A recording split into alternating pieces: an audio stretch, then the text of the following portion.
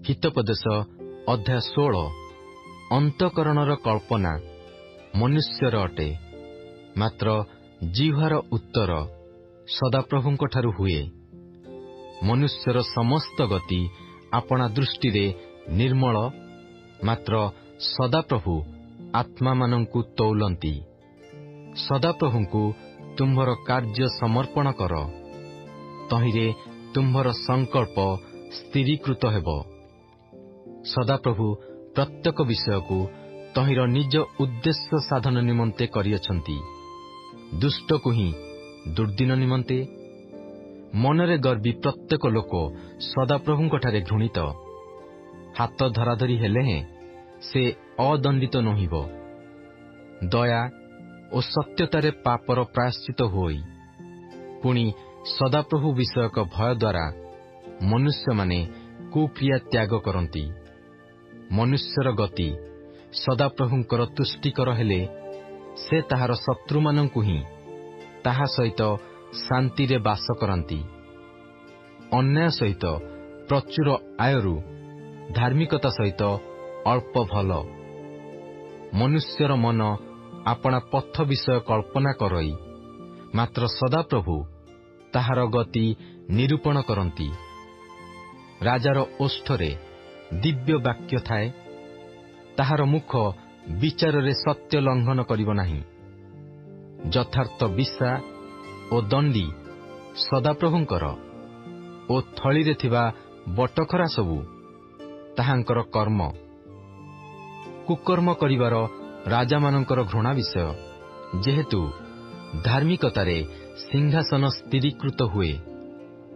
ଧର୍ମଯୁକ୍ତ ଓଷ୍ଠ ରାଜାମାନଙ୍କର ତୁଷ୍ଟିକର, ପୁଣି ଯଥାର୍ଥବାଦୀ ସେମାନେ ପ୍ରେମ କରନ୍ତି। ରାଜାର କ୍ରୋଧ ମୃତ୍ୟୁର ଦୂତ ପରି, ମାତ୍ର ଜ୍ଞାନୀ ଲୋକ ତାହା ଶାନ୍ତ କରଇ। ରାଜାର ପ୍ରସନ୍ନ ବଦନରେ ଜୀବନ ଥାଏ, ପୁଣି ତାହାର ଅନୁଗ୍ରହ ଶେଷ ବର୍ଷାର ମେଘ ସ୍ୱରୂପ। ସୁନା ଅପେକ୍ଷା ଜ୍ଞାନ ଲାଭ କରିବା, ପୁଣି ରୂପା ଅପେକ୍ଷା ବରଞ୍ଚ ସୁବିବେଚନା ଲାଭ ମନୋନୀତ କରିବାର କିପରି ଉତ୍ତମ। ମନ୍ଦତା ତ୍ୟାଗ କରିବାର ସରଳ ଲୋକମାନଙ୍କର ରାଜଦଣ୍ଡ। ଯେଉଁ ଲୋକ ଆପଣା ପଥ ଜଗି ଚାଲେ, ସେ ଆପଣା ପ୍ରାଣ ରକ୍ଷା କରେ। ଅହଙ୍କାର ସର୍ବନାଶର ସମ୍ମୁଖରେ ଥାଏ, ପୁଣି ଦାମ୍ଭିକ ମନ ପତନର ସମ୍ମୁଖରେ ଥାଏ। ଅହଙ୍କାରୀମାନଙ୍କ ସହିତ ଲୁଟିତ ଦ୍ରବ୍ୟ ଭାଗ କରିବା ଅପେକ୍ଷା ଦୀନାତ୍ମା ସହିତ ନମ୍ର ହେବାର ଭଲ। ଯେଉଁ ଲୋକ ପରମେଶ୍ୱରଙ୍କ ବାକ୍ୟରେ ମନୋଯୋଗ କରେ, ସେ ମଙ୍ଗଳ ପାଏ। ପୁଣି ସଦାପ୍ରଭୁଙ୍କଠାରେ ଯେ ନିର୍ଭର କରେ, ସେ ଧନ୍ୟ। ମନରେ ଜ୍ଞାନୀ ଲୋକ ବୁଦ୍ଧିମାନ ବିଖ୍ୟାତ ହୁଏ, ପୁଣି ଓଷ୍ଠାଧରର ମିଷ୍ଟତା ପାଣ୍ଡିତ୍ୟ ବଢ଼ାଏ। ସଦ୍ବୁଦ୍ଧି ତାହା ପାଇଥିବା ଲୋକ ପ୍ରତି ଜୀବନର ଝର ସ୍ୱରୂପ ଅଟେ, ମାତ୍ର ଅଜ୍ଞାନତା ଅଜ୍ଞାନମାନଙ୍କର ଶାସ୍ତି। ଜ୍ଞାନବାନର ହୃଦୟ ଆପଣା ମୁଖକୁ ଶିକ୍ଷା ଦିଏ, ପୁଣି ତାହାର ଓଷ୍ଠାଧର ପାଣ୍ଡିତ୍ୟ ବଢ଼ାଏ। ମନୋହର ଭାଷା ମଧୁଚାକ ସଦୃଶ, ତାହା ମନକୁ ସୁମିଷ୍ଟ, ଅସ୍ଥିକି ସ୍ୱାସ୍ଥ୍ୟ। ମନୁଷ୍ୟର ଦୃଷ୍ଟିରେ କୌଣସି ପଥ ସରଳ ଦିଶେ, ମାତ୍ର ତହିଁର ଶେଷରେ ମୃତ୍ୟୁର ପଥ ଥାଏ। ପରିଶ୍ରମକାରୀର କ୍ଷୁଧା ତାହା ନିମନ୍ତେ ପରିଶ୍ରମ କରେ, ଯେହେତୁ ତାହାର ମୁଖ ତହିଁ ପାଇଁ ତାହାକୁ ତମ୍ବି କରେ।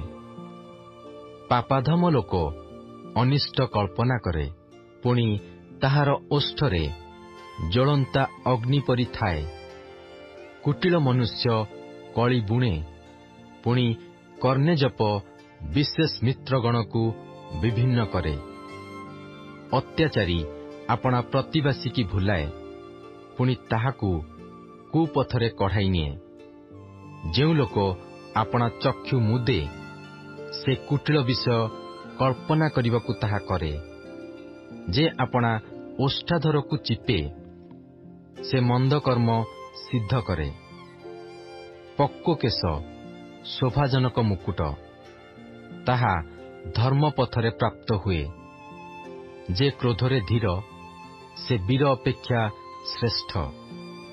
ପୁଣି ଯେ ନିଜ ଆତ୍ମା ଉପରେ କର୍ତ୍ତୃତ୍ୱ କରେ, ସେ ନଗର ଜୟକାରୀ ଅପେକ୍ଷା ଭଲ। ଗୁଲିବାଣ୍ଟ କୋଳରେ ପକାଯାଏ, ମାତ୍ର ତହିଁର ନିଷ୍ପତ୍ତି ସଦାପ୍ରଭୁଙ୍କଠାରୁ ହୁଏ।